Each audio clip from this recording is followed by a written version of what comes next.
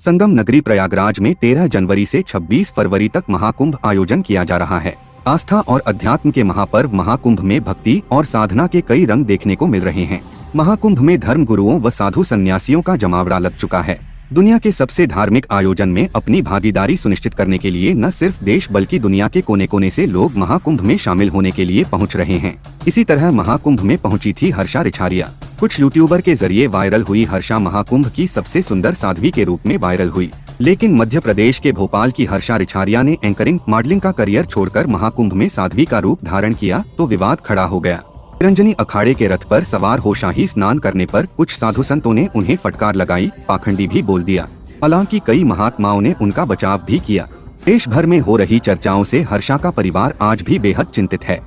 हर्षा की चर्चा के बाद निरंजनी अखाड़ा ने कहा, यदि दूसरे देशों की महिलाएं महाकुंभ में स्नान करती हैं, तब सभी उनकी वाहवाही करते हैं, लेकिन अपने ही देश और धर्म की बेटी यदि गुरु से दीक्षा लेकर महाकुंभ में स्नान करती है तो उसे पाखंडी बताने लगते हैं। यह उचित नहीं। हर्षा के माता पिता ने कहा, हमारी बेटी ने कभी झूठ नहीं बोला है। देश भर में हर्षा की चर्चा के बाद निरंजनी अखाड़ा का नाम और बढ़ गया है। इससे कुंठित होकर ऐसी बातें कही जा रही हैं। बता दें कि हर्षा की मां किरण ने हर्षा के बारे में बताते हुए ये बताया कि उनकी बेटी क्यों साध्वी बनने की इच्छा जताई। उन्होंने कहा कि 2004 के उज्जैन सिंहस्थ कुंभ में शाही स्नान के दौरान जब हर्षा साधु संतों के स्नान के लिए बने स्थान पर चली गई थी तो पुलिस ने उसे धक्का देकर भगा दिया था। इससे हर्षा को बुरा लगा था और हर्षा ने कहा था कि एक दिन ऐसा भी होगा जब मैं साधु संतों के बीच ही स्नान करूंगी। इसके बाद हर्षा रिछारिया निरंजनी अखाड़े के संपर्क में आई और शिष्या बनी।